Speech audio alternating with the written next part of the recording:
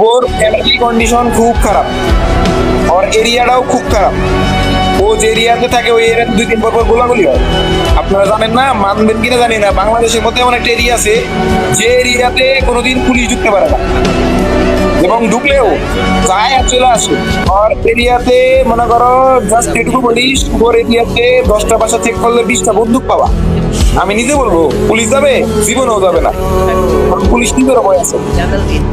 নীলা খয়া আর কি রায়পুরা এরিয়া, এই এরিয়াটা ওই যে বলে না ব্রাহ্মণবাড়িয়াতে যেমন মারামারি হয়, টেডা যুদ্ধ, এখন আর ওই টেডা যুদ্ধ নাই, টেডা যুদ্ধটা বন্দুক রূপান্তর হয়েছে।